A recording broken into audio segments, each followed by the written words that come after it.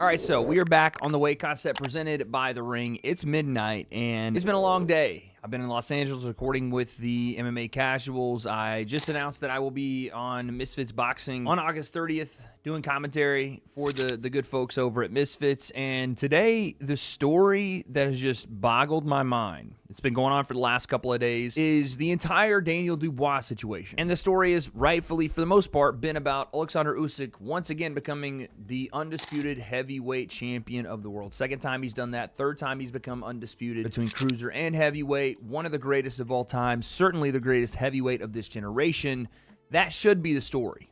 Point blank period. Alexander Usyk wins and retains and becomes once again undisputed. Well, as in most sports, that usually is the lead story, but then there's the speculation and the rumor and the theory and then conspiracy and maybe in some cases truth to the underlying story, which is what I'm going to talk about today. Daniel Dubois and the situation surrounding his fight day and his fight night. What do I mean? The breakdown.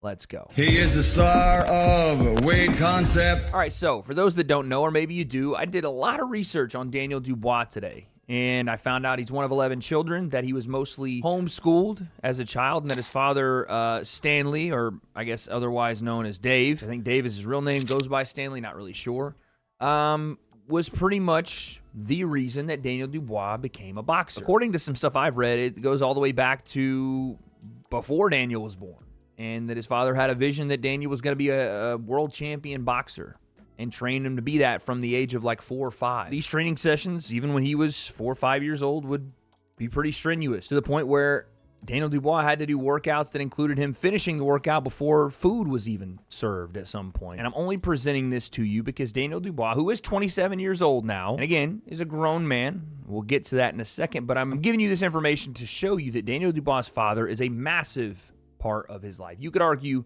the biggest part of his life, even to this day, outside and inside a box. So it may not come as a surprise when I tell you that Daniel Dubois' father, who does have a massive influence on him, made some very odd decisions that potentially affected Daniel Dubois' ability to fight on Saturday night. And again, before I even start talking about this, I'm going to let you know, I don't think that anything we're going to say was going to effectively change the outcome of Saturday's fight between Daniel Dubois and Alexander Usyk. I think Usyk was going to beat Daniel Dubois no matter what shape or form or outside of the ring stuff happened to him and he showed up in. If Daniel Dubois got in a ring with Usyk 100 times, I think Usyk would probably beat him 99 to 100 times. That's how good I believe Alexander Usyk is. Now that I've given my respect to both Daniel and Alexander Usyk, I just want to talk about how stupid people that are around boxers can be. And I mean that 100%. Stupidity, selfishness, and ego find their ways into famous athletes' camps all the time. But Saturday was a particular level of stupid from the man that, like I said a second ago, influences Daniel Dubois the most, his own father. Let's take a look. This is by Daily Mail, and it is an article that entails a couple different things happening. Daniel Dubois had to, quote, walk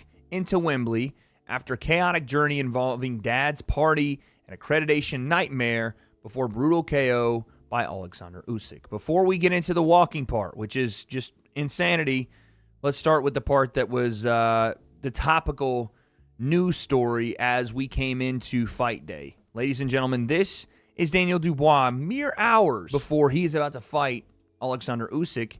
And you can tell because he's wearing the same shirt he entered the building in on Saturday night, the night he fought Usyk. Let's take a look at this video. You see Daniel, look, he's smiling, looks like he's having a good time. And listen, we'll get to Daniel's responsibility in this thing in a little bit. But like I said, smiling, having a good time, right? Ton of people around him. You think maybe he's entering the building somewhere. I don't know why there is a DMX cosplayer a part of the venue here. I don't know who this man is and why his teeth look like a saloon door opening up. But listen, no one's paying you to play DMX at their birthday party, buddy. Bounce.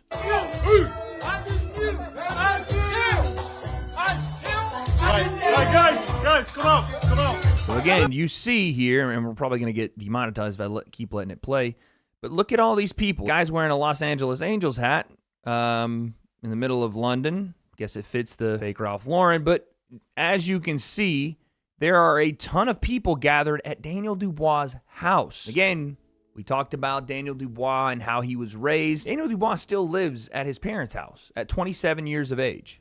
Daniel Dubois was homeschooled. If you've watched Daniel speak in public, there's a clear delineation from social interactions and the way that he approaches conversations and how he responds to questions. I'm not going to make accusations on a man's personal life, but from what I can see, Daniel Dubois does seem to struggle with a lot of social interaction. So, knowing that, and the fact that he has not been formally schooled, that he's schooled by his father, protected by his father, raised by his father, why on God's green earth would his father or anybody on their team think that this is a good idea to have, well, as again, you'll see here, dozens upon dozens of people just around Daniel at his house with music blaring, people having drinks. It's a party. It is a party. And I know what Don Charles got on TalkSport yesterday and said it was a gathering, not a party. Bullshit. A bunch of people that had no business being at that house. By the way, a bunch of people that Daniel Dubois didn't even seem to know, as according to, actually, the report was done by the Times. I apologize. As I'm going to read an excerpt here from this article. It states, a few hours earlier in the opposing locker room, the contrast could hardly have been starker. Daniel Dubois had not arrived to Wembley until 8:20 p.m. on Saturday, less than 90 minutes before he was due to make his ring walk. Again, we'll get to the party, but just the interlude to that. You have an hour and a half before you're about to make your walk. And I'm not saying you have to be at the venue all day, but every sports event I've ever been at, I'm not there an hour and a half before the game starts because that's usually when we're about to let the fans in. You know, the people that are going to sit there and watch you do your thing, not the people that are going to actually go and fight each other. The warm-up, the acclimation process, being there grounded with your team, the warm-up, everything needs to be planned out. And it's not usually planned out for you to get there, try to warm up, and then make your walk all in the matter of 90 minutes before you're about to do it. That point of consternation gave way to a madcap fight day when Stanley hosted a party for dozens of his friends. Notice, Stanley, Dubois' dad, hosted a party for dozens of his friends at the family mansion in Essex, where Daniel still lives, in the afternoon. The source claims Dubois, a reclusive character despite the spotlight of the profession his father guided him toward, did not know all of the guests well, and left at one stage for a drive. So let me get this straight. The father that put so much importance into teaching discipline to his son, so much importance into keeping him away from the public eye, so much importance into controlling every aspect of his life, I mean, from what everything I'm been reading here seems, decides to put his son, who is clearly not great, again, in social interactions, around the father's friends, not even the son's friends, to the point where Daniel himself gets so uncomfortable on the day of his fight with so many people around that he has to get in the car and drive around just to get away from that and keep himself locked in or keep his mind at ease. We thought that was a winning strategy. And before the people start in the comment section or wherever telling me they did this for the AJ fight, Wade, I heard that story when this started coming out, that this is what they did for the AJ fight, and you don't rock the boat if it's working. I'm sorry. Exceptions do not make the rule. Just because pure chaos happens and Daniel is such a good boxer and rose to the occasion when the AJ fight happened, and despite all of these things, these weirdo distractions that no one in his position should be subjected to, especially with his demeanor and his personality, despite all of that, he's able to succeed, doesn't mean that's a formula for success. It means that Daniel Dubois on that night against AJ was great, in spite of all the bullshit that happened to him either the week of or day of. Because I heard that clip from Don Charles on TalkSport today talking about, well, if it ain't broke, don't fix it, or that's the same formula we've been using. Not saying it's for everybody, but it works for us. Clearly works because he won the AJ fight. Absolutely moronic to think that's the formula for success. I'm fired up because it frustrates me. Clearly, Daniel's dad has an important role in this entire thing because he's put himself in control of everything and decides to, I don't know, do whatever this is on the day of his son's fight, knowing it's the biggest fight of his life. It's just mind-boggling to me that this can happen to Daniel Dubois, to any professional, but we're not done yet. Let's keep going. The source claims their departure was delayed after Stanley requested extra people carriers to bring his entourage to the venue. He then drove Daniel to the venue himself, which caused another administrative issue, as only the designated vehicles had been accredited. They then walked to the stadium entrance on foot from the car park, but a video clip shows Stanley calling Daniel towards the door after security attempted to prevent some of his friends from entering. The source alleges Stanley essentially told them Daniel would not proceed without them. Again, this is just a one-side source claiming this, but it doesn't seem like there'd be a need to lie about something like this, and there's pretty excruciating detail for someone to lie about. But not only does Daniel's dad stage a party hours before, not like in the morning, hey, everybody, thanks for coming up, hours before the fight is meant to be scheduled, in an environment Daniel is so unfamiliar with, and he's clearly not comfortable in, to the point where Daniel himself asks his father to leave and drive around for a bit. Then they come back. They're further delayed because Stanley needs his entire entourage. Again, not Daniel's entourage, not the actual world champion's entourage.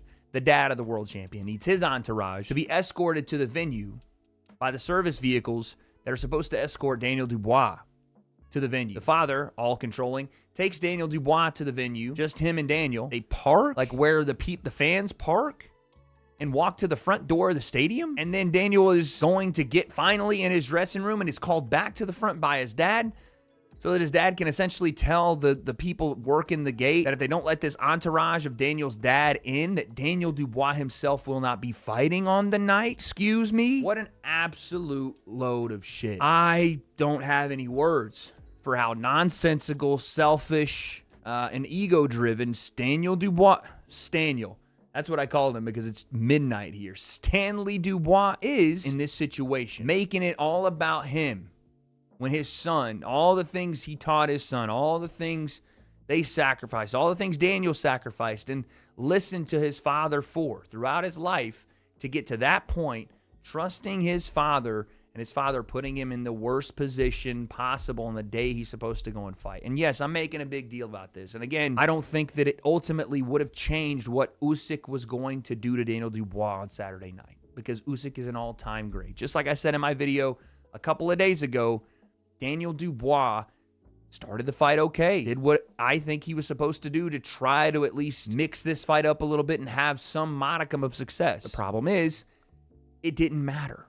It didn't matter what Daniel Dubois did on that night. Usyk is just better in every aspect of fighting.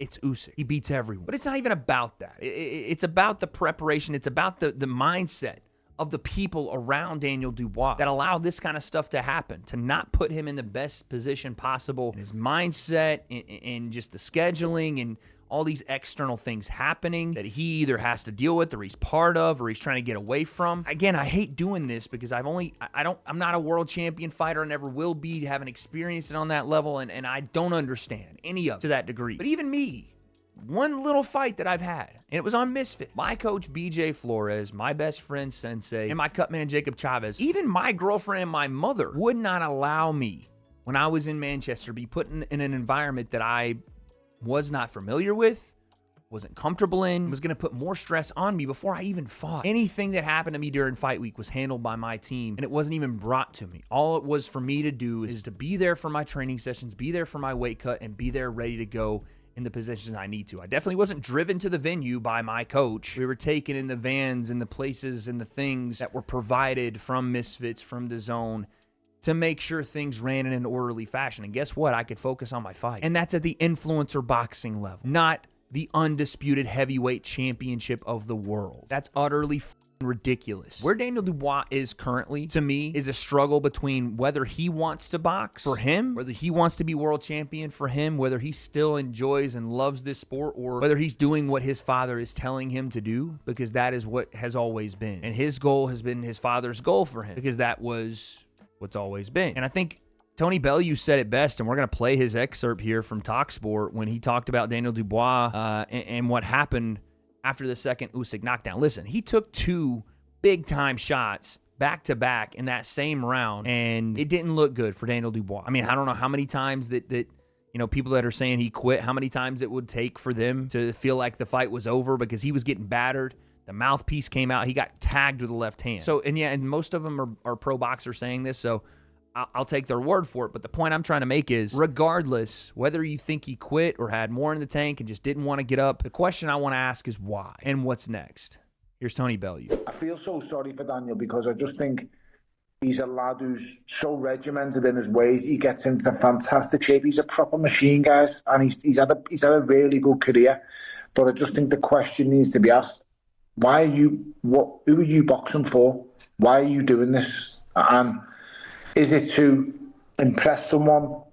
Is it to keep on the good side? I don't know what it is, because he ain't fighting for money, guys. The boy's financially secure. He was financially secured a long time ago, to be totally honest. And I know that for a fact. So you have to ask the question of why is it? Because when he gets into these really hard moments in fights, that's when the real Daniel comes out. And the real Daniel doesn't want to fight. That's when the real Daniel comes out, and the real Daniel doesn't want to fight. I don't know how much Tony Bellew is close with Daniel. I'm not sure. And he has had some really tough moments. The Dubois first fight, the Joe Joyce fight, this fight. But then he's also had tough moments he's come through, right? He's come through some tough moments in his career. Notably, the AJ fight, even though he was winning that fight, he had a moment there where AJ could have turned the tide and Daniel said no. And I guess that leads me back to the point of this entire video, is that Daniel Dubois in this situation has to make a decision.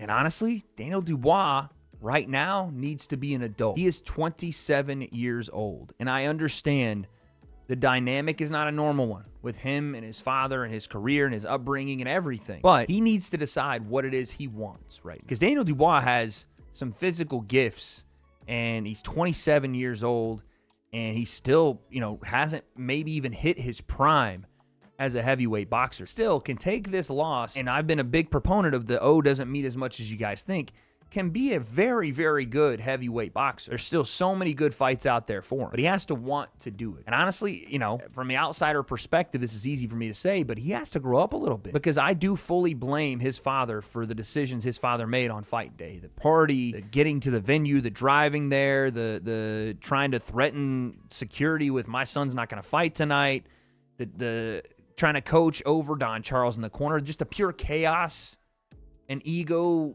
trip of whatever this has been for how long it's been going on. I say it's the AJ fight, maybe it's even before that, but this clearly doesn't work. And why would it?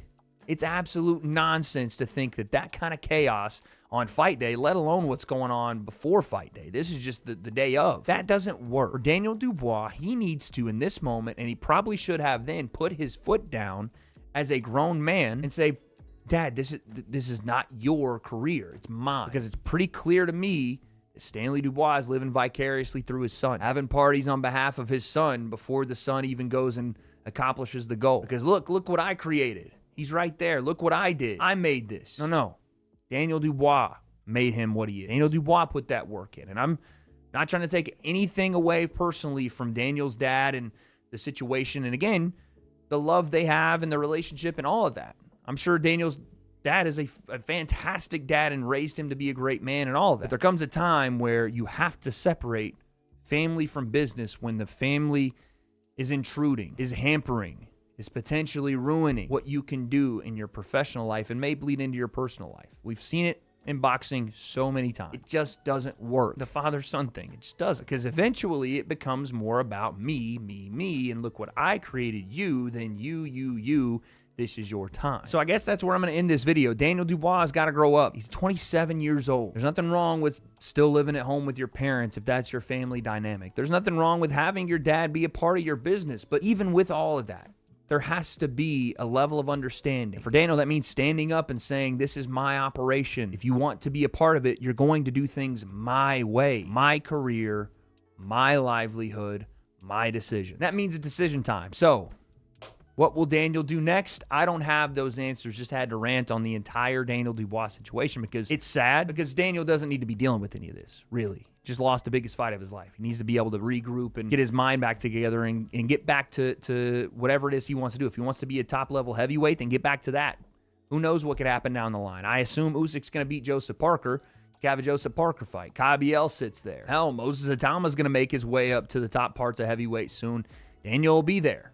Hopefully, if he makes the right decisions, grows up a little bit, and treats his career like it's his and not his daddy. That's what I got to say. Appreciate you guys for watching. What happens next with Daniel Dubois? I don't have those answers, but I guess we'll find out.